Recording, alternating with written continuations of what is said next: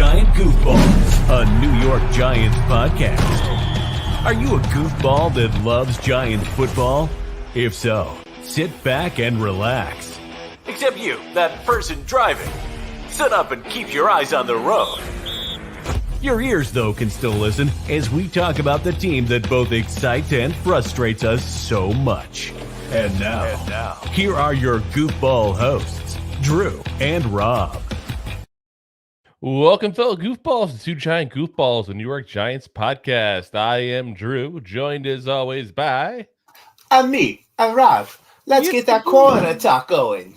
I don't know if we can still do that accent now with the movie coming out and hitting so well now. We might get sued by... Oh, yeah. Well, Mary doesn't have the accent, right? Oh, that's true. That's true. You know what? You can say you do a better job than Chris Evans. No. Oh. Chris Pratt. Chris Pratt. Wrong Chris, whatever. One of those Chris's. I don't know. Wrong MCU Chris. One of those Marvel Chris's. The ones that can't do. I read an article today, actually, that the reason he said he didn't do the accent is because he did it. And he said he sounded too Jersey. I heard that. Listen here, Chris. You can never sound too Jersey, okay? You say something like that again, we're going to teach you what the state bird is, okay? And we'll have a mating pair. Between the lines. We'll have a mating pair for you too, buddy, okay? Yeah. So we got a lot of big news here for you guys today. So we're doing our second episode of our battle of the draft corners here. So we got Joey Porter today versus Devon Witherspoon. So two of the biggest names out there.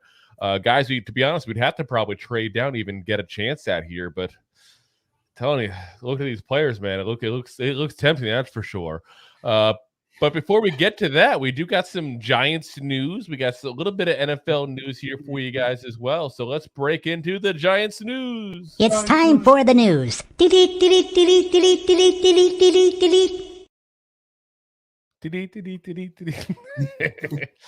So news coming out that the Giants are said to be interested in an early extension with Andrew Thomas. And I'm surprised this is considered breaking news, but somehow it's considered breaking news. Yeah. Like, no shit. Yeah. Second team All-Pro left tackle. We might want to shore him up. Who would have thought? Yeah. Would have thought. Oh, crazy talk here. Yeah. After years of struggling with the likes of Nate Solder and all, we see a good left tackle. Of course, we're going to keep him. God damn it. But yeah. Show me the tackle. Show me the tackle. Give him whatever money he wants. Just take my money. Yes, exactly.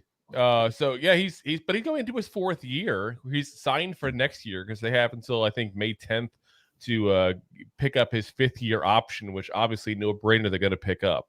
So the big thing comes into be is how much of a rush are they? I guess we'll see. I think next offseason is the time to do it personally. Doing it, got 1 year left, get a little bit of a cheaper deal the next year, and coming up here, and let's see what happens. But if the team that wants to clear cap space, that's 100% what they're going to do. Yeah, but I mean, in the end, at the same point, if you got a chance to shore him up and it's not going to kill the draft, not going to kill the cap for the rest of this offseason, then go for it. Yeah, and we talked about this with Dexter Lawrence, where I was a little unsure about it, and I still am because he's only had one monster year. Andrew Thomas has shown us that the last couple of years that sign him up because the contracts for these tackles are just going. Yeah, I mean, maybe they don't go for that fifth year option because then you could, kick the can down the line a little bit, if you will. Oh, they're going to pick up that fifth year option. There's no doubt. Yeah. Well, I'm just saying you could get signing bonuses and other things. You can pick it up no matter what, I'm telling you, because they can just do an extension. They can always rip that up and toss it out and redo it. But yeah, that's definitely getting picked up. In draft news, Jordan Addison, we talked about him last week there in our wide receiver breakdown, has been added to the list of Giants top 30 visits. This is his second time meeting with the Giants brass. So what does that tell you? They might have a little bit of interest in him. They may be looking. So yeah, who would have thought a wide receiver might be of interest to a team that had the worst wide receivers in the NFL last year? Crazy thoughts. It's just we're just groundbreaking stories we're giving you guys today. Giants offensive line coach Bobby Thompson did the O-line drills with Joe Tipman, the center out of Wisconsin, during his pro days as well. Something to keep an eye on there because let's be honest, if we don't come out of this draft with the center, someone effed up. Like a lot of someone effed up. Hands down. Hands down, feet down, heads down, everything. Okay, it's like every single thing down. Yeah. So I mean, it shows because I've seen some interest that they've had in him in the past with different things I've seen news wise, and seems to be legit because they got their line coach to do the drills with him. I mean, that says something right there. So. Yeah. All righty, folks. On to the NFL news. Is I think the first part of the NFL news is what a lot of people are going to want to hear about because we're going to be beating a dead horse here. Who doesn't like beating a dead horse? Not the dead horse. Give me that bat.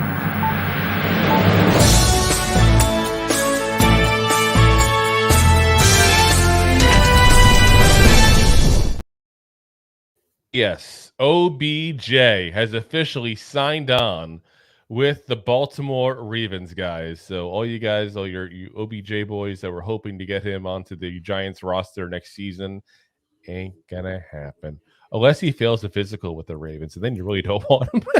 No. I mean, I guess that's the other possibility. But the interesting story is going to be is does Lamar play with him? Yeah, who's going to be the quarterback? So I think this begs to show what Rob and I have been saying for the past year.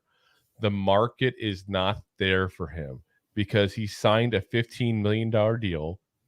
So it wasn't like they went crazy. They gave him what supposedly he wanted.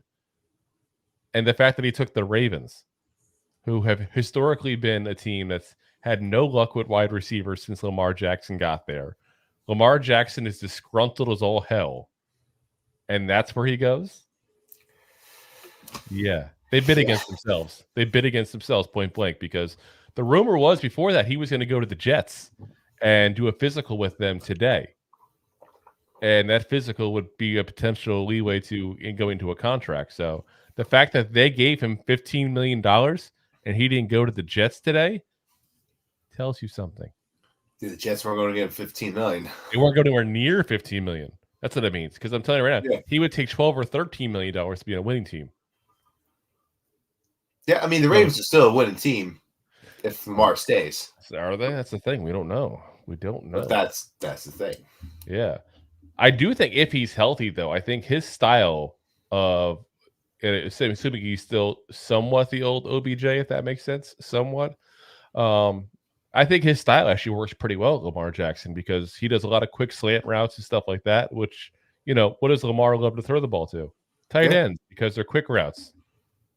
Yeah, hands down. So, I mean, that's what ESPN and whenever you turn on anything with football, how great is Lamar Jackson and OBJ going to be together? They're breaking down the whole thing. And no one's talking about, is Lamar playing with them? Because that news just somehow everyone forgot about that news. Yeah. And then ESPN 3 is laughing about how much the Ravens overpaid for him. Yeah. That's what they're doing. Now, the big thing is what's on ESPN the Ocho? Oh, it's cornhole. Oh, I was hoping so. The other big bit of NFL news that came out today is Dwayne Haskins, of course, the number one first round pick, their quarterback at Ohio State, picked up by the Commanders, dropped pretty quickly and picked up by the Steelers, and died being hit by a truck down here in Florida last year. His family is now claiming his death was part of a kidnap blackmail scheme and is demanding more information from the Florida authorities. And I'm telling you, if you read the letter these guys gave, oh my God, it's like, part of me goes like, okay, like any information they want, give them the information, like they're grieving. And part of me goes, yeah, this all sounds plausible what they're saying. So I mean, and I mean plausible like that he was getting kidnapped. I mean plausible like this is the stuff that goes down in South Florida.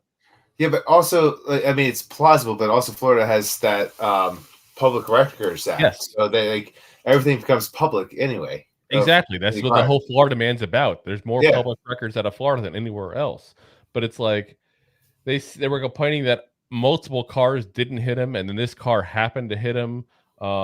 They said that, let me see where to go here on the information. They said the truck was going faster than the speed limit, carrying excessive cargo, had brake system problems, and was traveling with low tread tires with separated sidewalls. Hello, welcome to Florida.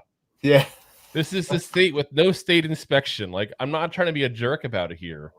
And by all means, if there's even a chance that he was actually getting blackmailed, kidnapped, whatever, by all means, look it through to make sure that's not happening. Yeah. Guys, this is from a guy who's lived now 7 years in Florida. This is Florida. This is what happens in Florida. And I deal in the automotive industry. I see fleet vehicles every single day where I work. This is Florida. So, unfortunately, I'm thinking, again, without having any knowledge besides what's in the news, I'm thinking they're just a grieving family that's kind of grasping at straws. And I feel bad for them, honestly, because it's never easy to lose somebody. It's even less easy to lose somebody that early in life. So, on a lighter-hearted thing here, I'm going to get too sad here. John, who, by the way, John, you changed your whole entire thing. You got your Scottish coat of arms here. And without seeing Elvis and all, I almost didn't recognize. He commented the day. I was like, "Is that John?" He says, "Hey Roberto, I'm Batman. You're Robin." Rob N. Oh, you suggesting we rob John? Oh no, I'm just saying. Okay. Rob N. So that wouldn't be very not nice. Robin. That's not a way to increase viewers by threatening to rob them. Alrighty. So let's get into our battle of the corners here. So like I said, we got today Joey Porter Jr. and Devon Witherspoon, who I got to be honest here. Everything I've seen is Devon. I've heard a couple people say Devon. So if anybody knows if we're pronouncing it incorrectly, feel free to correct us. Unless you've heard the other pronunciation as well, Rob. I think that's what it is. I was going with Devon. Okay, so I've seen Devon on some things as well, and I gotta say, I saw tape in Illinois saying Devon. I saw ESPN, all these draft guys saying Devon. I saw Steve Smith talking about him and saying Devon. But every so often, I see a random YouTube video on somebody doing scouting reports saying Devon. So I'm going Devon. So who do you want to go first? Is Devon Devon or Joey Porter? Dealer's choice for you, Rob. Who do you want Dealer's first? choice. Let's jump right into Joey Porter Jr. Oh, yes. Right? Go for it then. Yeah. I mean, we'll be reluctant to say that he comes from a Pro Bowl, a big old Pro Bowler. What's his dad name? Joey Porter Sr. Oh. So he's Joey Porter Sr. Jr.? Well, no, that's Junior's father, Senior. Wait, so who's on first? No, who's on second? What's on third? I don't know. So my man's from Bakersfield, California. He went to Penn State. He's currently a junior. He's 193 pounds, 6'2.5 inches. Got to give him that half. He's got a nice arm spread at 34 inches. For an arm, not this whole spread. And his hand length is 10 inches. Some big hands. 10 inches isn't that big. What? You said 10 inches isn't that big. I've seen bigger.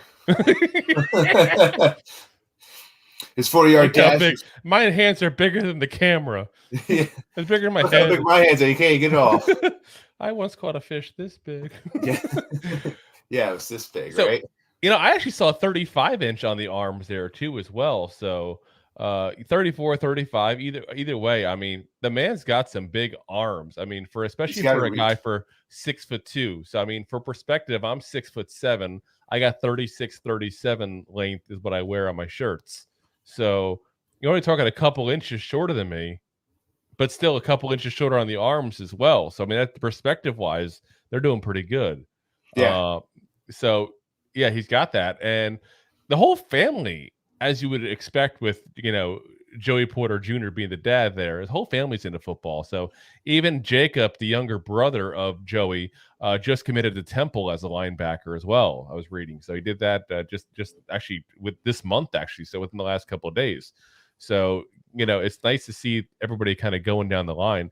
And I got to say, part of me is rooting for him because of his dad.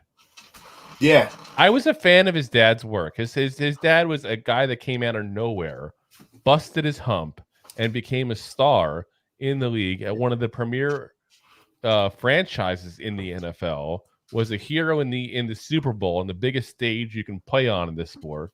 I mean, again, an admirable career the man had. Obviously not a Hall of Famer, but he's in the Hall of Very Good. Yeah, I mean, he's undisputed. Like he was a top dog. The undisputed top dog. John says, Roberto, if I'm Batman and you're Robin, who is Drew? Listen, I think it's clear that I'm the Joker. I'm not Batgirl. Wow. I'm Clayface. Who am I really? Yeah. You can be anyone you want to be. It's 2023. Oh, man.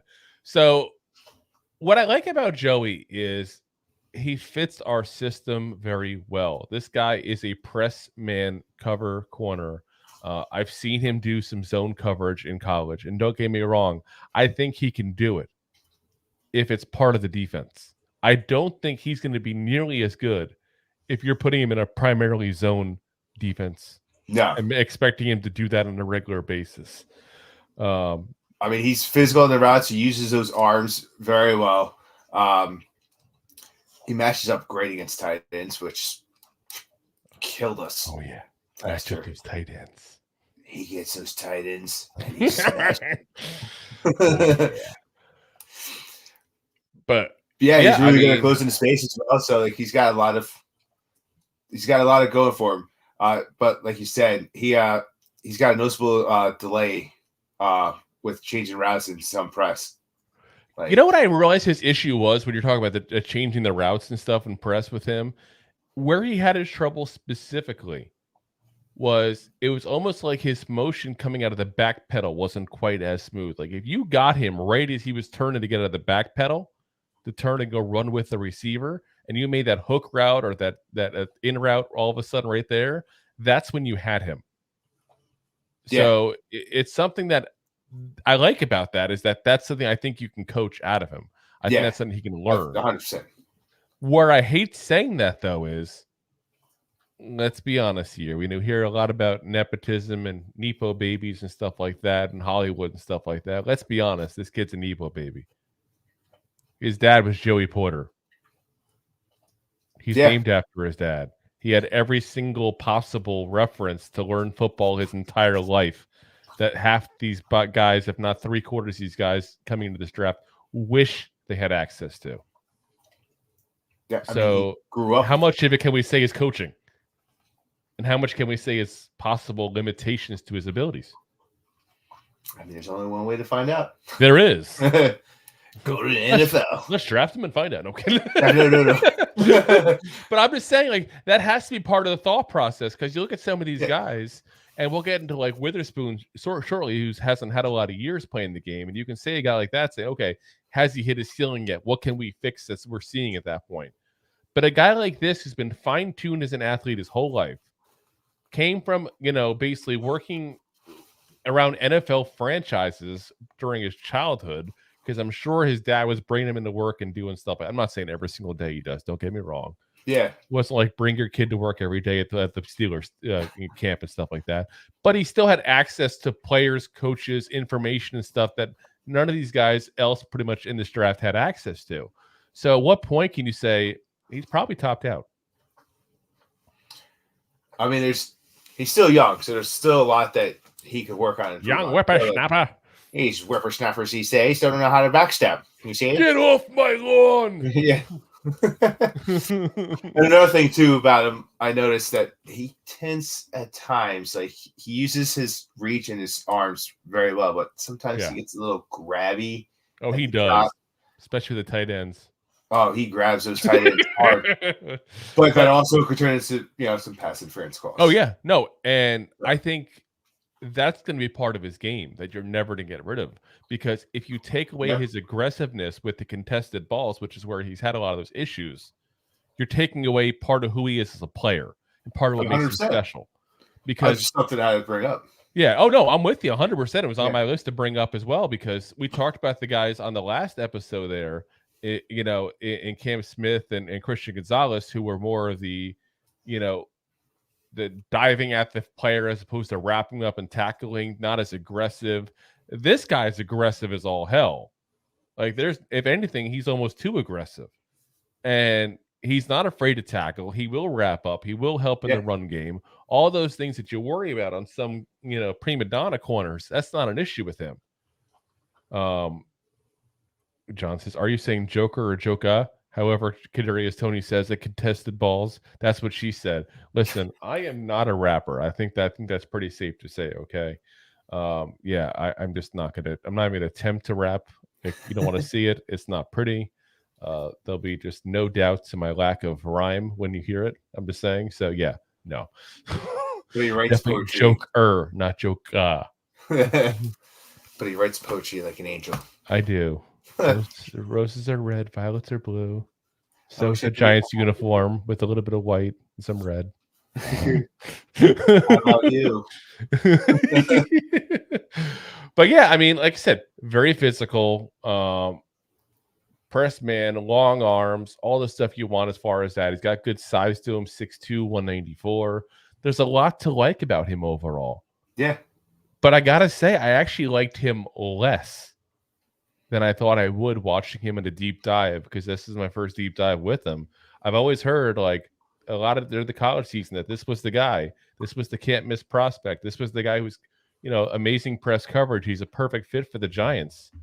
And don't get me wrong, he's a good fit for the Giants. But I don't think he's worthy of trading up for. Like, there's guys that I have him into categories like, if they fail to 25, sure, let's take the shot at them. He falls into that category. If you're telling me I got to trade down to like 15 to get this guy, I don't want him. I don't think he's that good. Yeah, maybe not at 15, but I mean, he won most valuable defensive player in 2022. So like he's Listen, and Charlie Ward won the Heisman and played for the Knicks. What's your point? So that's one thing I think it's a shame that it works this way. Don't get me wrong. But the best player in college isn't always the best player in the NFL. We're talking, last week about Jordan Addison, we brought up earlier as well, that he was not this year, but the prior year was the recipient of best receiver. And yet he's probably not going to be the first receiver taken off the board. He's probably, if we're guessing, had to be probably the third receiver taken off the board. Just third or fourth, depending. Yeah. So, unfortunately, that doesn't always translate. But I think this is a guy who has the proper work ethic. I think he has the right aggression, because I like the aggression, actually. I really do. Like, I saw the emotion on him when he did good or bad. We talked about that, last episode on Friday. That's one of the things I like in a corner. I want to see aggression. I want to see you care. I want to see an attitude like some of the star receivers have, because you need that.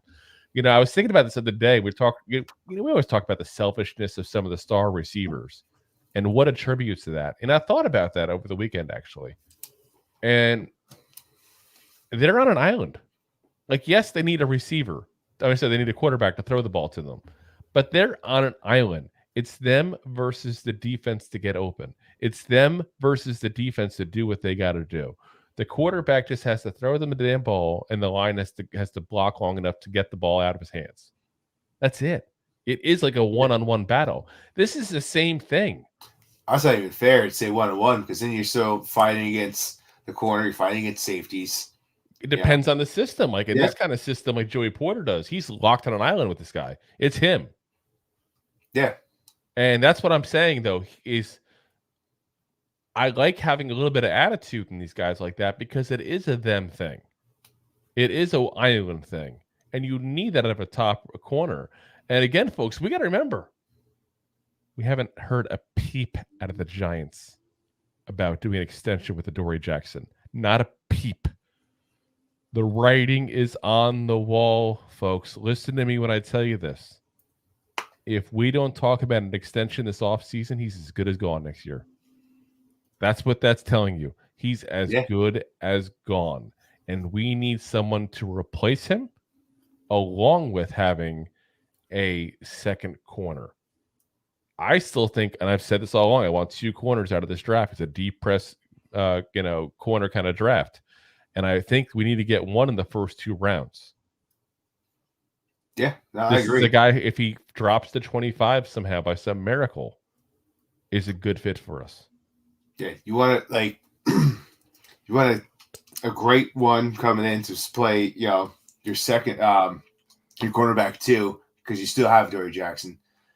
You coach up the one you take probably fourth, fifth round, and rotate him right in, And then this is a guy that could be, I'll even say third, 1. fourth round. I would be okay with going it that quick to back to the well of corners because it's just such a rich corner draft. I'm that okay with that. As long as we get a center. Yes. Oh. We need the center. I know everybody's going to say, I knew everybody's going to sit there and tell me, we need a receiver as well. We can get a third or fourth round receiver. We talked about that last episode there. We can get a third or fourth round receiver that can give us something. I'm not as worried about that. We also got Wandale come back. We got Waller to be our number one. Like we got some stuff moving on here. We hope we got Wandale, Shep, all these guys coming back from injury.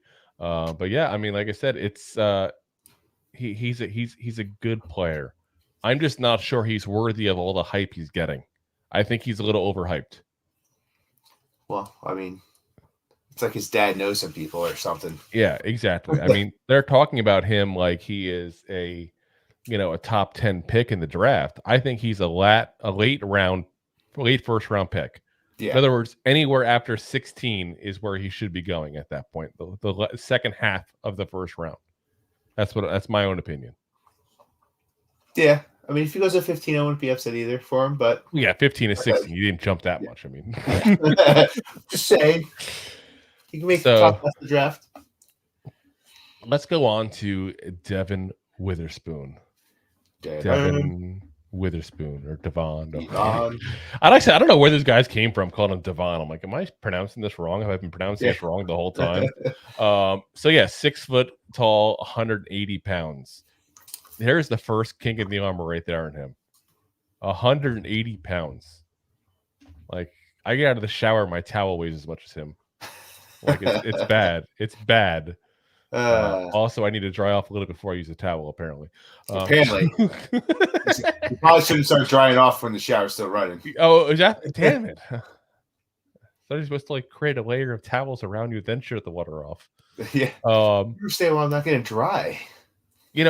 And we keep on. We talked about Joey Porter 15 pounds lighter. I think if he gains a couple pounds and it doesn't hurt his speed, then we're good.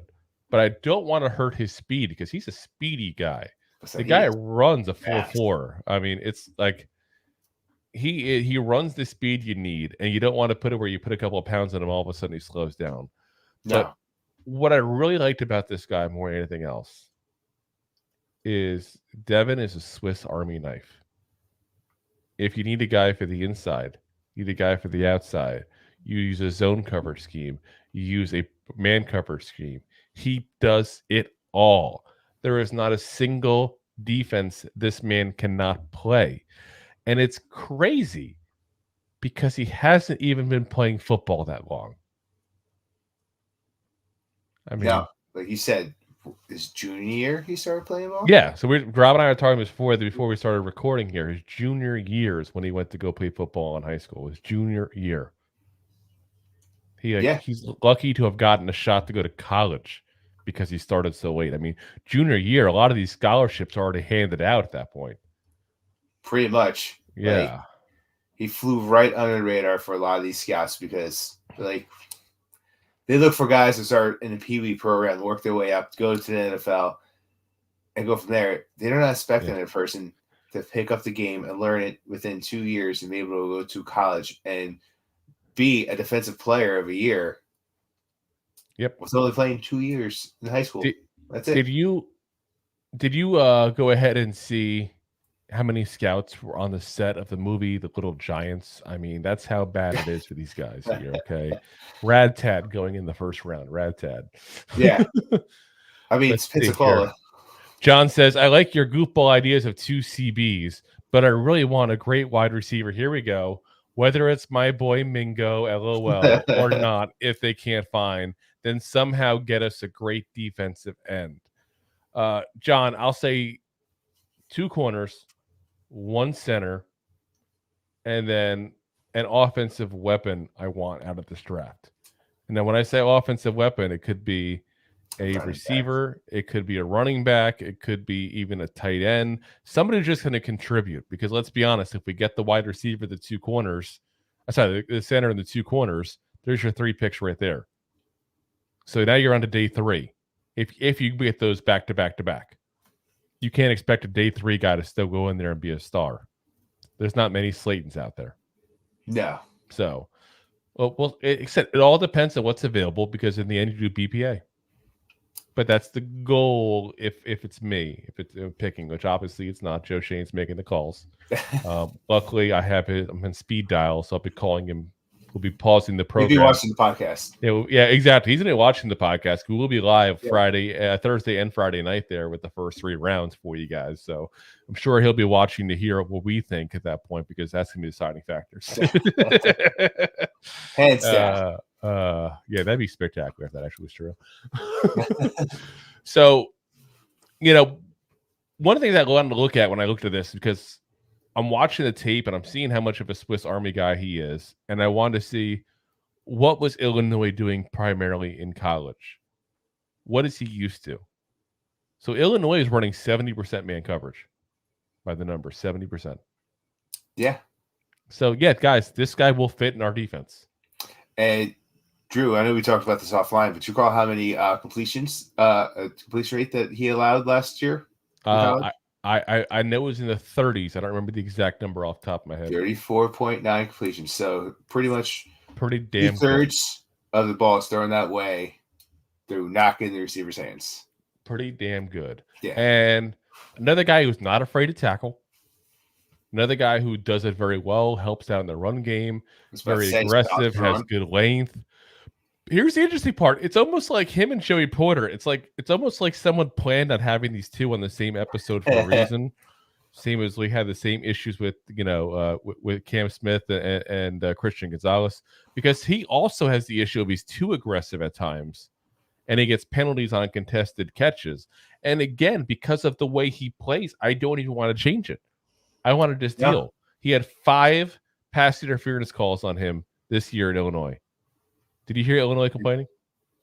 Nope. I didn't hear him complaining because for every one of those 5 penalties, he had 4 or 5 different plays that mattered more as an interception, a play breakup. This man is like 14 last year. Yeah, it's like a dog when you throw a tennis ball. Like he just like sees that ball and just goes running right for that thing. It's crazy how aggressive he gets, and he has that determination to not let the receiver get the ball. He's got really good probing eyes and coverage. Yep. He probes those tight ends. He just probes those tight ends. Boom. Eyes on the prize. Oh, yes. But yeah, like I said, as much as I was disappointed with Joey Porter Jr.'s tape, I was elated with Devon Witherspoon's tape. Absolutely elated with it. You know, my biggest downfall with him is he's going to be a top 10 pick. There's not a doubt in my mind. He's going to be a top 10 pick. If we want even a chance to get this guy, we need him either to put on a gas mask real quick and go onto social media and, pull Laramie Tunsil real quick right before the draft starts. Or he needs to, be questioned by the police in the murder of somebody right before the draft starts. That kind of thing. Or we're going to have to trade down to get him. Yeah. If we want him that bad and if we're willing to give up what it takes to get him. He's that good. I'm telling you right now, he's not Sauce Gardner good. Don't get me wrong in there, but he's the closest you got in this draft. And I think he's that good that it's not even close. Yeah. I'm trying to back you to a corner here, aren't you? You're like, I don't disagree much with that. I mean, I was that impressed. Like I haven't been. And I'll say we talked about this before the show started as well. I'll give it away. He's my winner right now in the battle. I'm just saying it right now because it's pretty obvious the way I'm talking anyway. He is, to me, taking out the quarterbacks, because quarterbacks you gauge differently in a draft than pretty much every other player in the draft. To me, he is the best player, the most pro-ready player in this entire draft.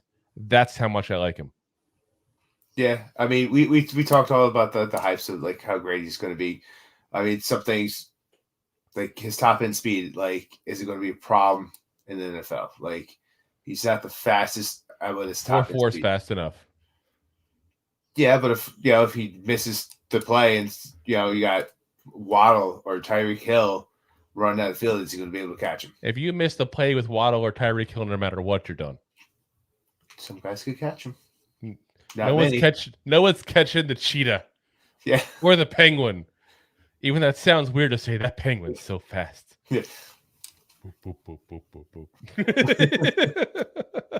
I'm not even mad at that. I love it. I know. I really love it when he does that in the end zone. I almost want him to score touchdowns more often, just to see it more often. It's entertaining. It really is. He's the Patriots. But I mean, like I said, this is the guy who came out of nowhere. He's only played 5 years football in his entire life, and he's already this good. So I don't think the ceiling's been met yet. No. Because he hasn't had the coaching time to get where he can get. Now, he had the luck of being coached by Lovie Smith in college, who obviously before he went to the Houston Texans for another one-and-done session as a head coach here, he was a former NFL defensive coordinator, a very respected coach in the NFL circles for his defensive knowledge. So he got a good start there as far as his coaching there. But you have to imagine that he has still room to grow with some things because of the limited time he's had. And the fact that he picked it up this damn quick is freaking impressive as all hell. Yeah. No, I mean, hands down. Look, the dog's even excited about this. Yeah. I mean, seriously, Adonis is like, look at him. He's like, make the trade. Beefcake. Yeah. But yeah, like I said, to me, if we have a chance on draft night to get this guy, first off, if we have a chance to get him at 25, then something happened. Like he broke his leg walking to the podium when he was originally getting picked, and they changed their mind, or he got into a car accident the night before. Something crazy has to happen for him not to be there at 25. But if we had the chance to trade down, and they're not asking for the world, which, let's be very frank, they're probably going to. I mean, but if we find somebody who's not, somebody at 7, 8, around that kind of ballpark there, they say, okay, screw it, all the quarterbacks are gone, let's get some more picks. Let's go for it. I like him that much. This is such an important position for Wink's defense. It's not even funny. The one thing I would say in that is I want to give up a draft pick, like one draft pick this year, one next year kind of scenario. Like I don't want to give out, 2 or 3 picks this year. We still have a lot of holes to fill. But damn, that's a good plug of a hole. Filling holes. Oh yeah. That's what she said. Hey-oh. But yeah, like I said, I can't say enough good things about him. I really can't. And again, the only issue is, like I said, is the occasional penalties on him. And the only other issue that I'll give that we haven't talked about is he's very smart, which seems like, okay, that seems like a good thing, right? Like he's very high football IQ kind of guy who reads plays, knows what's going on. Sometimes he's not as smart as he thinks he is. And I've seen that where like all of a sudden like a double pump fake happens or something like that, and he thinks he knows what's going to happen, and he jumps the route that he thinks is going to happen, and instead a different route happened. Yeah, he commits. Yeah. That's the only other knock that I'll give him besides being too aggressive, which is something I already said I like, actually. But yeah, I mean, like I said, sign me up. We probably have no shot in hell, but sign me up. Probably not. Probably no. I mean, the other thing too is he gets handsy off the line, but in the NFL, hey, you're allowed to get handsy in the first 5. So yeah, as long as he stops past 5, we're good. Yeah, or at least learns how to hide it well. Because let's be honest, they all do it. They all do. Yeah. How many times you see a pass interference penalty and they're like, oh, that's ridiculous. He barely touched him. They get away with that all the time. Like there's like a set amount of touching you're still allowed to get away with. It's almost like when you go to the strip club and no one's looking and they say, okay, just don't do it beyond this. And yeah.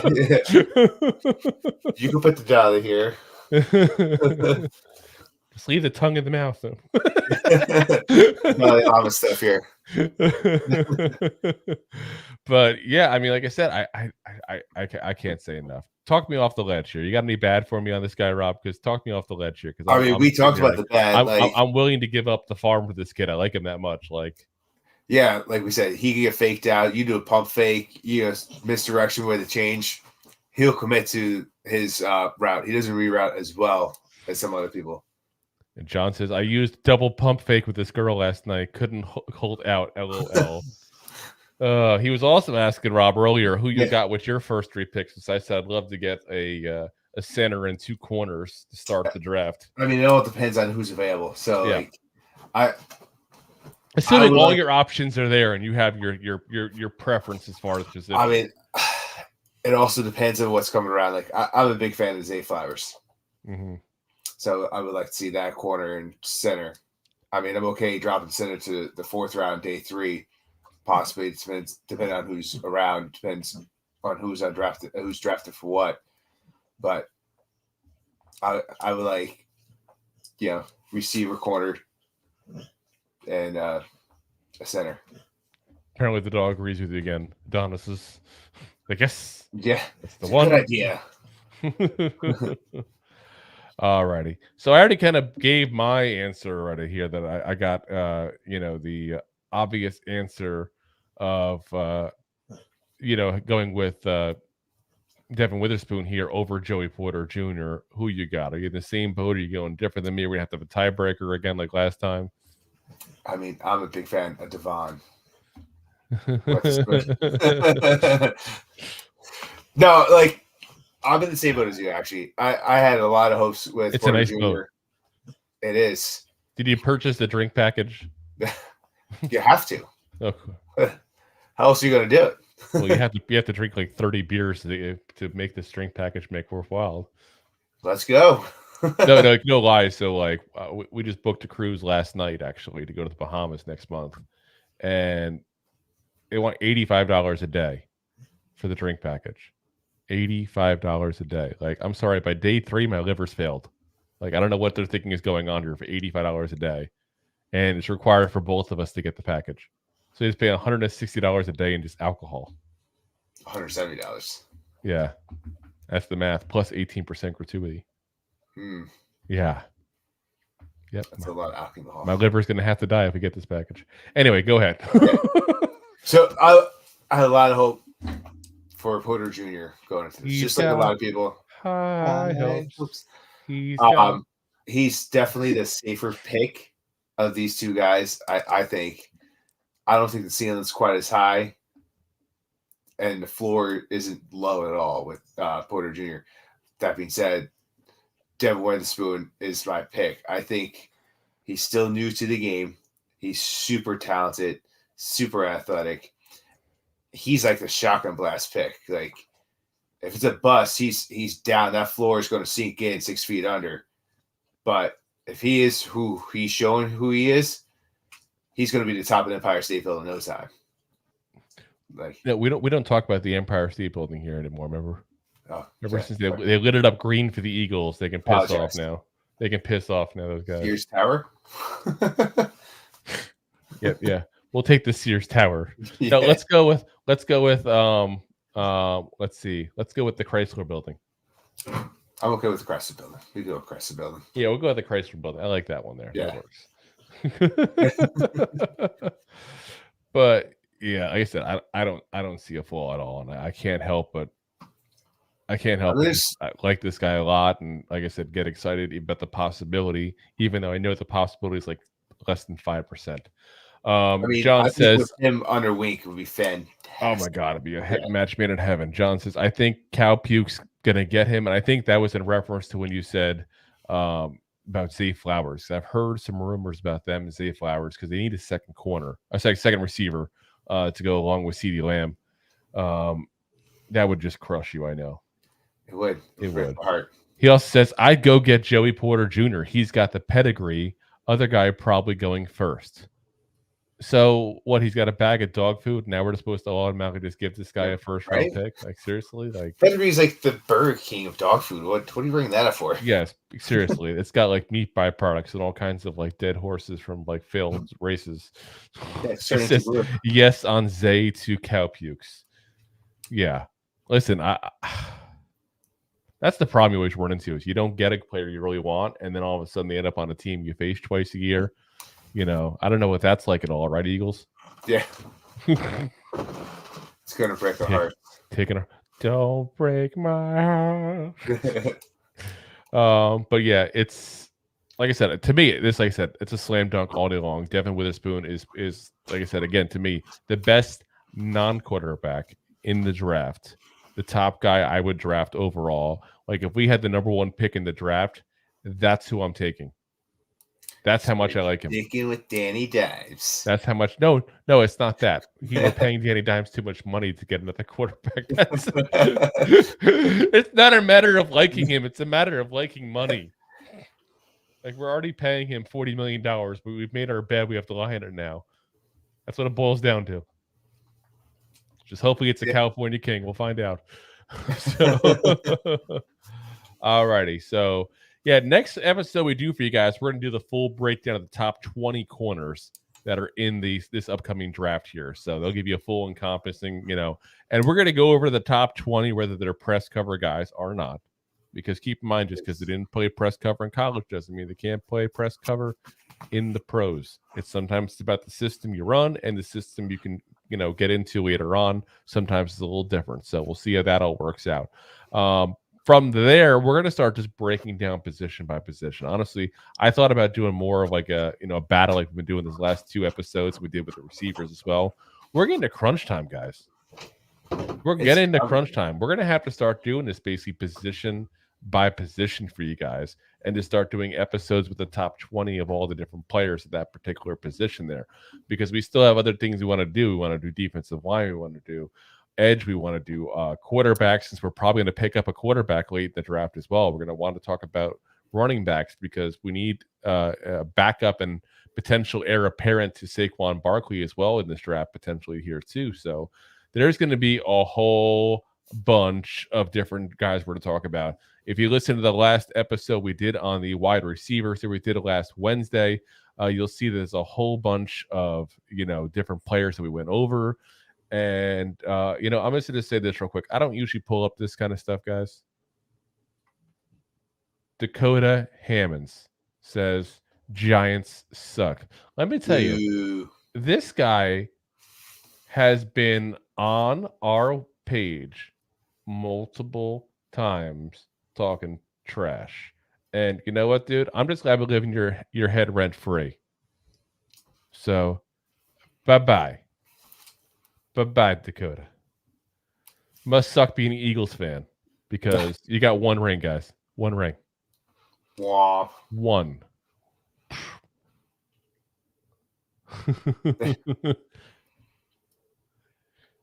So getting the prom and not being able to get in it, yeah. No, in all fairness, I just like messing around with Eagles fans. It's all good. It's all good there. NFC East in general, though, guys. If you really think about it, how lucky are we to play in that division? Seriously. Oh, how lucky are we to play in that division? Seriously. When we had the more rings than any other division by far. And the Eagles, as much as I like to talk trash about the Eagles, and we all do, we're Giants fans, that's how we do it. They talk trash about us, we talk trash about them. The interesting thing that I like, though, is that even the Eagles, as much as we joke around about the 1 ring, they got a good history. It's not like they haven't been to Super Bowls. It's not like they haven't had good players. They just haven't won the rings. That's why we joke around about it and stuff like that. But dude, in all seriousness, there's not a single team in this division that you go, this team sucks. This is the Browns. This is the Lions. there really isn't. We did that for Washington for a while, but they're coming back around. No, I mean, they still got 3 rings. Yeah, they do. They had the Hogs days in the 80s and 90s. So yeah, seriously, it's crazy, guys. It really is how good this division is. And that's why we're talking about these players, because we need some more players, let's be honest, to catch up to where, and I hate to say it, we got to catch up to where the Eagles and the Cowboys are. They're ahead of us still right now. If you guys think that we passed them whatsoever, they spanked us last year. Yeah, no. We talked about this already. The Eagles redshirted basically a bunch of rookies, and they got 2 first-round picks. They will replace the guys they lost. I'm not even thinking otherwise than that in a heartbeat. And then on top of that, you got the Cowboys, who just, again, Dak Prescott probably not going to be as bad as he was last year. Let's be honest. As much as I'd love to say it, and I love joking around about Cowboy fans about how we led the league in interceptions when he missed 5 games, they're probably not going to have that kind of Dak again. Tony Pollard is better than Zeke, so losing Zeke is not a big deal. You know, they got a couple of good players. So, yeah, I mean, especially if you could say. It's gonna be interesting year this year, guys. So keep in mind that some of these players we're going to talk about, as we just talked about a minute ago, as we're about the Cowboys potentially getting Zay Flowers. Some of these guys we love as prospects are going to be playing opposite teams. How bad is that? Yeah, it's terrible. How bad is that? That's terrible. Terrible. As Dakota says, love listening to you fools. That's what I'm saying, man. Like, listen, we can have teams that we hate each other and stuff like that. They can still be all fun and games, man. That's what I love about that. When do people stop having fun? Just mess with each other, not taking it serious, just going with it. Seriously. Yeah, just little shits and giggles. I feel like we lost that somehow in society as a whole at that point. Like just joking around and BS, and especially for teams from like Philadelphia and New York. Like, if we're not the shit-talking capitals of the world, I don't know what is, seriously. as John talks a little trash back as well. Carl says, okay, I must admit that I rather take Witherspoon over PJ. Yeah, listen, I would take Witherspoon over anybody. I would take it. I would take that all, As Dakota says, we're all Americans, baby. Amen. So, guys, again, next episode, we'll do our top 20 breakdown of all the cornerbacks in the draft here coming up. After that, like I said, we'll start breaking down interior offensive line. Will be next. We'll kind of go through and figure out our plan from there going forward. So you got Wednesday will be all top 20 corners. Friday, top 20 interior offensive linemen, and then we'll start setting up our schedule for next week, guys. But we will keep on going every Monday, every Wednesday, every Friday, 9 p.m. Eastern Standard Time. And then, of course, like I said, we'll on the draft the first 2 nights, both Thursday and Friday.